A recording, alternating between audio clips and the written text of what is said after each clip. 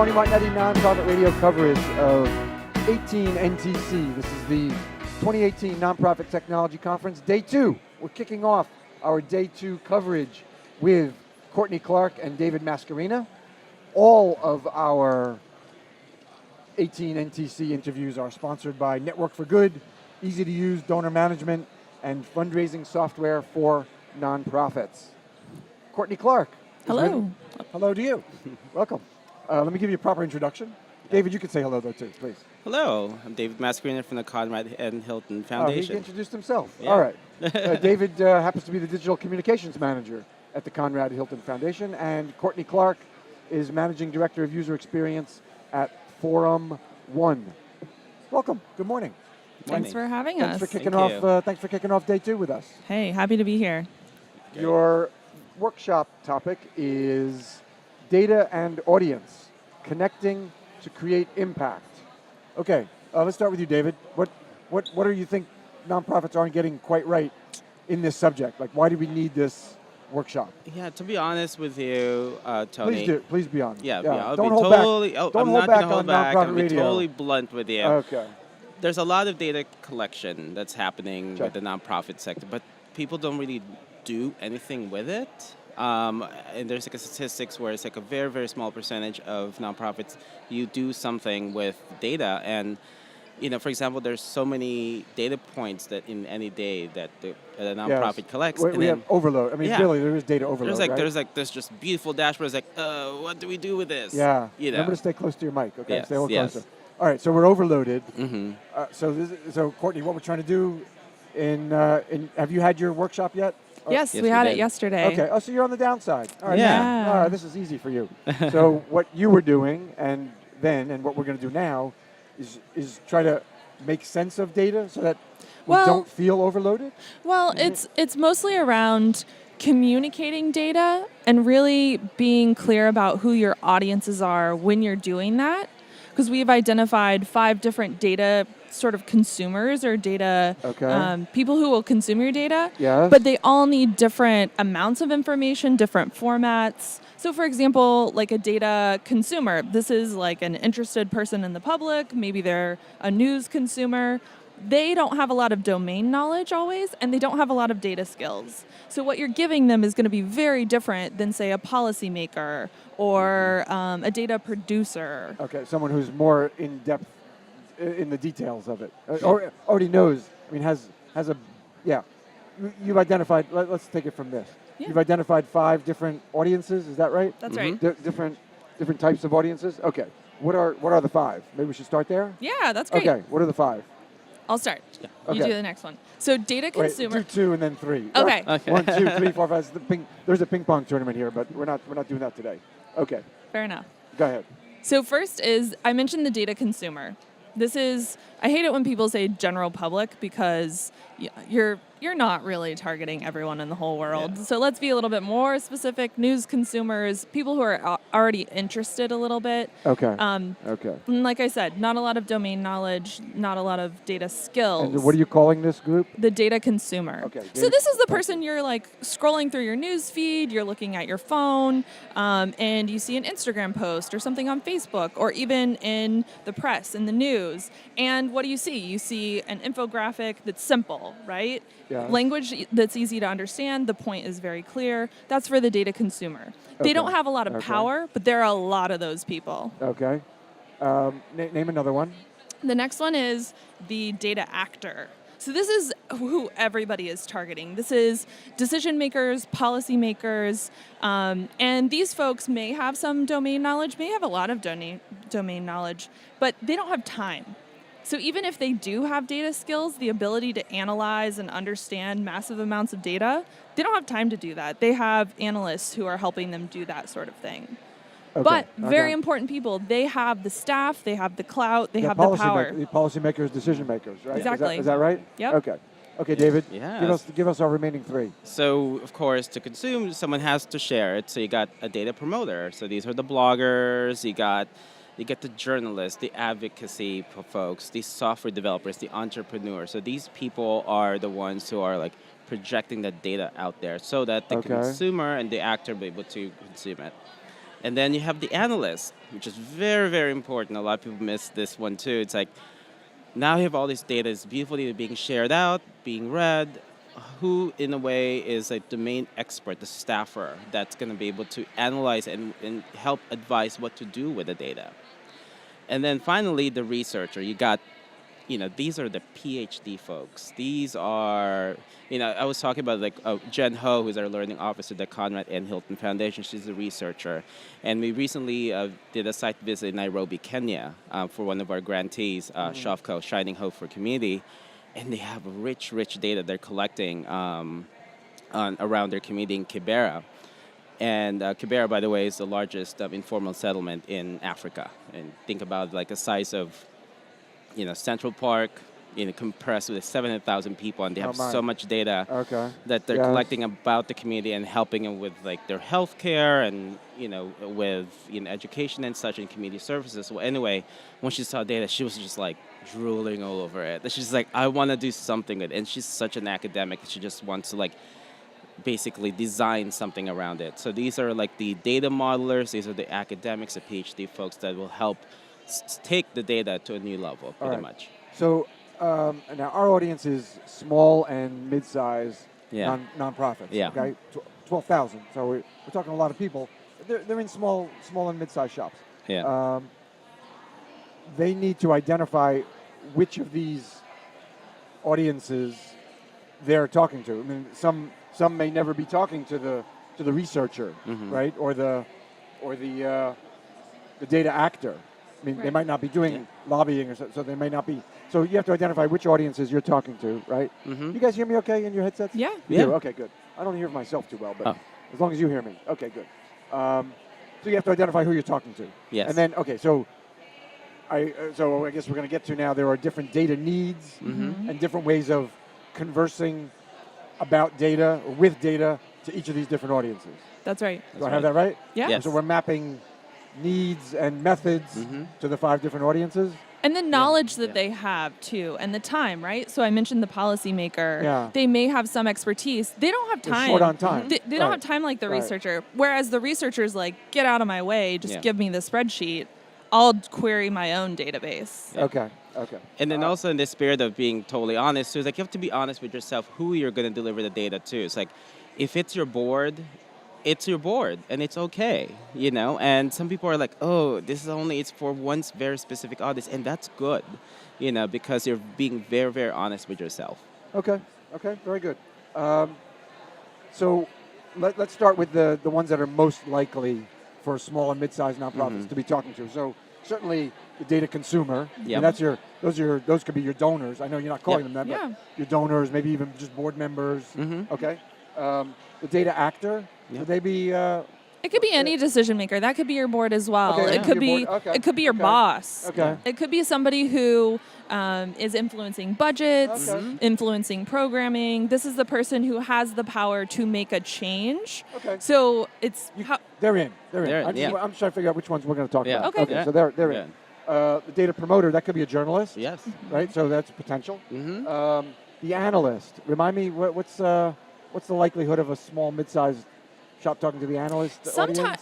For smaller, medium All right, nonprofits. just put them all in. All right, forget it. Yeah. Forget it. Yeah. I put them all in, but different scale. Okay. As I said, it's like it just scales up No, and we're down. we're not gonna treat them all the same, but let's just talk about them all. Okay. I think what's different though for smaller, mid-sized nonprofits is that the people listening may be the ones doing the analysis themselves. They may not have a separate analyst. Okay. Yeah. Very true. And with many, like I came from currently the Hilton Foundation is like a smaller foundation, and a lot of us wear multiple hats. So someone might be a little bit of both, but yet, they're still very, very important. Okay, they're all in. Okay. Yeah. All right, they're all in. So what do we do for the data consumer?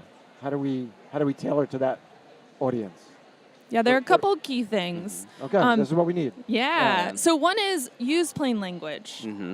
When you're communicating to them, they may not know who you are, what you do, why it matters. Plain language is really key. Sometimes people get a little too marketing-y. Sometimes they get a little too researchy. You need to be able to say what you want to say in a really simple visual with some simple language. So like you're talking to your friends. Yeah. Keep it casual. You're at a dinner party. You've got 10 seconds to explain what this is and why it matters. Here's a cool infographic. graphic that will do it for you or something like that? Right, or Okay. even just like a data point. Yeah. Okay. What's Okay. the summary? Yeah, Okay. and to couple that with something you mentioned, visual. It could be a motion. It could be a visualization of the data. Yes. It could be a story. It could be a video that couples with the data because it's just a lot more impactful when you pair it with something. Okay, and this is visual. starting to make sense. Yeah, your data consumer is going to be a lot more interested in the story than your analyst or your researcher. Exactly. Absolutely. And during our session yesterday, there were people in the audience who we talked a lot about how we paired data with stories because the narrative makes it so much more real. It elevates the people that are actually being affected by this data. So there were some great stories about that. Okay. Okay. Yeah. Excellent. Let's go to the. Anything else about the consumer? I mean, this is probably our largest constituency. Yeah. So I think what else? the other What else thing with them? is to be clear about what action you want them to take, because your data should support that action. Don't just and actually that came up from an audience member yesterday who said people weren't being moved by the data, and so that's why they started pairing it with stories. And once somebody gets hooked and they feel those heartstrings being pulled or they feel that passion rise, that's when you got to capitalize and be really clear what the action is, whether it's donating, volunteering, asking for more information. Signing up for the email subscribe for newsletter. Exactly. Give us your email. Yeah. And think about this. Like, if you step back a little bit, it's like you have to identify a goal. Like, what are you trying to accomplish with this data set? And it would help you to decide like what to share and how to share it as well for your consumer. Okay, that's always an important place to start. Yeah, your goal. What's the purpose of this? Exactly. What are we trying to move people? And then what are we trying to move people to do? And then be clear about that call to action. Yeah. Okay. That's right. Okay. So, And the goal is the hardest part, Yeah. frankly. Knowing the goal is the hardest part. It sounds so simple, Yes. but it's like that ask why 5 times. Yeah. You got to get to the real root of Yeah. why you're doing this. All right. Can we talk about our actor? Yeah. Data actor? Okay. Refresh my recollection. Who is this? Decision makers, policy makers, people who are going to make the change that you want. Influencer. Yeah. Okay. How do we talk to these people with data? So the format is briefings. Sometimes it's in the form of a press release. They need, think about a policymaker who has a staff and maybe they have to vote on a bill or make a decision. The staff member is the one who's calling nonprofits, calling agencies and saying, what's happening in my district around this topic? So being able to slice your data by topic and location is really valuable to these folks. Okay. And getting the summary out. And again, the action. Yeah. Why does this matter? And their action's going to be different than the consumer, usually. Yeah. You're looking for a decision, a vote, or something. Exactly. David, you want to say more about the actor? Yeah, Please. I think something that's digestible, something that if you could package it for them, like saying, here are the key takeaways from this as well. Yeah. Think of this like, work in the communications team and, we provide press kits for people. And, if you could provide that, so they could easily digest and help them, guide them through the decision-making process, I think will be the key. Okay. Yeah. Okay. And I guess also keeping in mind, you may not be talking to the principal, Yeah. right? Right. You mentioned it could be a staffer or something that. Usually it is. So it's got to be. So your info is going through someone to the decision maker. Right. Yeah. We don't love that, right? You're Yeah. twice removed. They're twice removed from your. Or It they're ca- once removed from your data. Yeah. There's a Yeah, layer- it there's a happens. filter I mean, in that's with there. any communication, though. Yeah. Anytime you're putting something out, somebody could take it and add their own commentary around it. That's what the data promoter. That's a Yeah. benefit and a risk, right? Because the data promoter could be multiplying your audience, but they could be putting their own message. They could be manipulating the data in a way that may not be true to it. Yeah.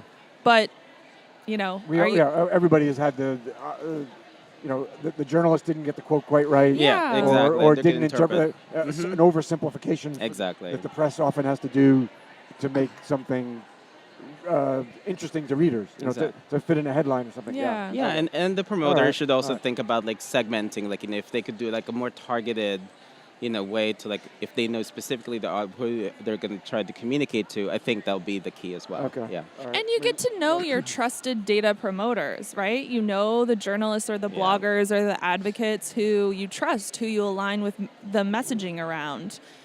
So identifying those folks, or maybe you don't know them and you do a little research and you find should, out who to yeah. partner Yeah. with. I mean, you need to know within your sector Yeah. who the influencers are. Absolutely. Yeah. Again, a little bit of research goes a long way. Yeah. How do you feel about the standard just press release? Since we're talking about the audience of promoters you'd be sending it to, either of you have an opinion on press releases? Are they outdated? There's some school of thought that the press release is dead, but it's still being used. People are still using it, yeah. People are but still using I hear it. journalists say they ignore them. Yeah, So, and honestly, it goes back to relationship building. Like in communications, like our primary key is build relationships with journalists. So when our press release passes through their desks, they'll be able to like say, let me take a look at this, Yeah, and then yeah. dig deeper into the story. Flesh this out a little more. Let's talk about building a relationship with a journalist before you want them to take some action for you. Yeah. Right, to write about you and to quote you on the day's breaking news. Yeah. How do we build that relationship when we don't have a need, but we want to be in front of the person? Yeah, I mean, Yeah. honestly, like, Just it's a good old-fashioned relation building. You have coffee Yeah. with them, reach out to Yeah. them, email them, call. I have no agenda, but I'm in this marketplace Exactly. that you often cover. Yeah. Can we have coffee? Exactly. Right? What a concept. I mean, like, I'm also a part of the Communications Network Conference, which is another communications-based nonprofit conference, and a lot of journalists attend that. And it's a great opportunity. Like this forum, N10, is another great forum to meet people like that. I would Yeah. add too that you need to understand that audience, and you need to be curious about. They have their own set of requirements that they're trying to meet. They've got an editorial calendar. Yep. Their boss has told them what topics to focus on. They're looking for. They need you to help them connect the dots. So maybe don't start with the ask. Understand what they've been working on for the last month. What stories, what topics, and then being able to. Which, by the way, does not mean ask them, what have you been writing about? Yeah. It means doing your research Sure. Exactly. before you do the outreach, so that you've shown that, you show that you've taken the time to know what their beat is. Exactly. Absolutely. Yeah, not just asking, what do you write? What have you Yeah. written about lately? Well, it's in the paper. But there are You can two find- parts. It's on the site. Yeah. Doing And- the right, research, right. and then what are you working on next, or what's the story you've been well, dying to right, write that you right. haven't had the chance to? There's always a good answer for that. Exactly. And those Okay. are great conversation starters, especially like imagine putting yourself in their shoes. Like someone just randomly wants to have coffee with you, but you have no idea who they are, didn't even do any sort of research. And you have a very, very busy schedule and you have multiple priorities and deadlines. Like you just need to remember they're people too. Yeah, don't waste their time. Exactly. Any more than you would waste spend the time with a potential donor. Exactly. You're not exactly. going to, you just ask them. You're not going to ask them things that you ought to know already, right? Right. What is it about our work that you love? Well, I've been giving to you for 15 years. I think it's probably in my giving history. Don't waste people's time. Exactly. But it is important to build relationships with these influencers. Okay. I would add wanted to too make that their channels are largely on social media. If you talk to any journalist, they spend all their time on Twitter. Yeah. So if your Twitter game is not great, it's time. It's time. Learn what hashtags they're using, follow those channels, see who they're following, see what they're talking about. A great way to do research, and also how to start to engage early on, even if it's just observing. Okay, very good. Okay, so I wanted to spend a little time on that. I want to check my mic for a second. I just want to make sure that everything's good here. Yeah, okay. I'm a little insecure about the way I sound. I don't know. You sound? I don't sound good to me. I sound okay to you, though, right? All right, It's a little soft. Yeah. I can hear myself really well. I could hear myself too. Yeah. You don't hear me quite as rich as you It's do. not as clear, yeah. Yeah, okay. Okay. Maybe I'll give myself a little more volume. All right. Yeah. Now, am I too loud? Am I okay? No, it's good. It's good. All right, thank you. Let's continue. The analyst.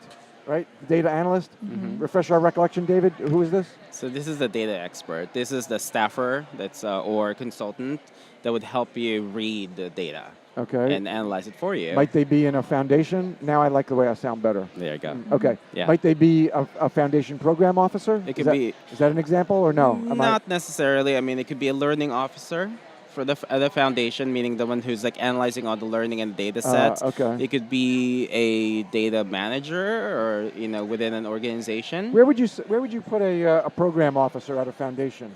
Someone who's evaluating your grant proposal. Where would they fit in these audiences? It'd be a little bit of both, between the consumer and the actor, to be honest with you, because they're both a decision maker. So they're going to read the data, and they're also going to make a decision like, okay, this is how my program is going, and here's how I'm going to act upon it, and here's how I'm going to adjust my strategy with it. Okay.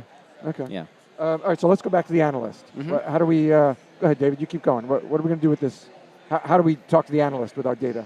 What do we need to know? Gosh, just give it all to them, honestly. Raw data. Raw. They love them. They love Spreadsheets. spreadsheets. They're, as I said, if they see a string of numbers, imagine like Matrix type of thing, they're like, oh my gosh, this is heaven. Okay.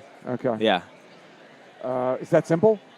Well, they have, yeah. I would add that they usually have the domain knowledge. So if you think of a policymaker, they have an education expert on staff, or they may have an expert in international relations. It's that person who knows the domain quite well and feels comfortable digging through the data.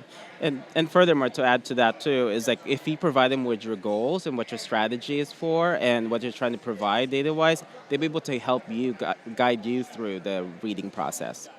Oh, say more about that. Yeah, flesh that out a little bit. So think of them like, if I am, say, the head of communications at a foundation, and I'm like, I want to talk to a data analyst, like, we're trying to accomplish X.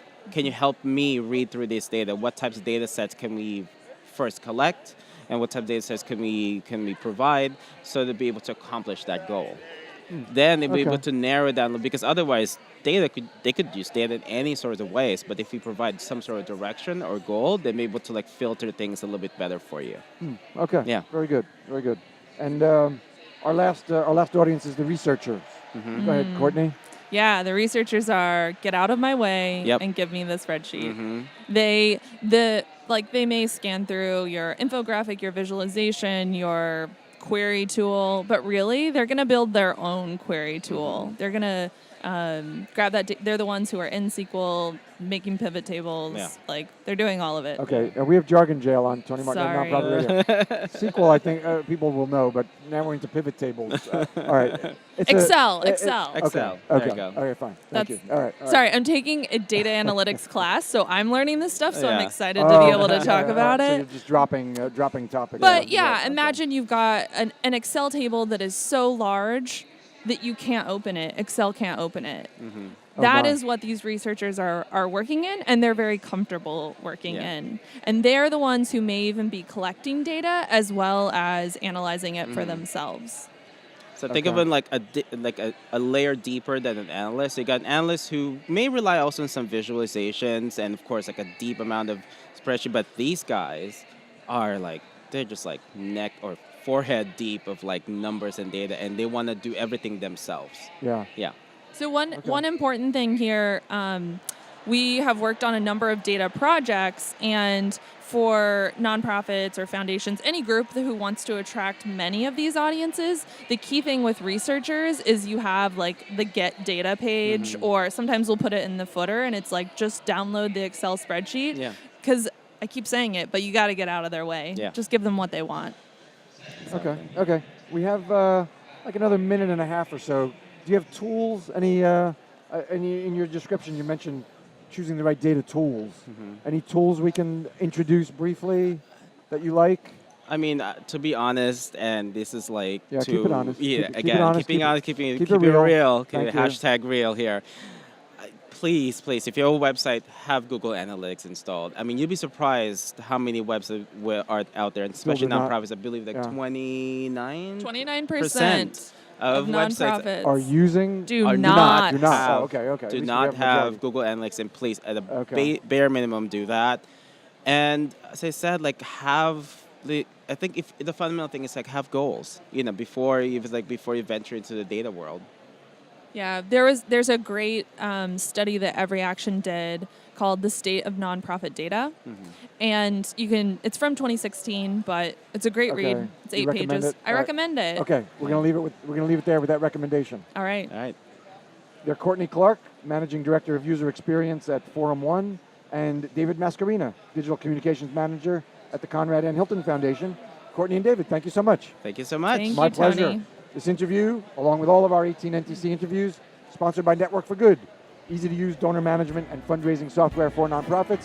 Thank you for being with Nonprofit Radio's coverage of 18 NTC.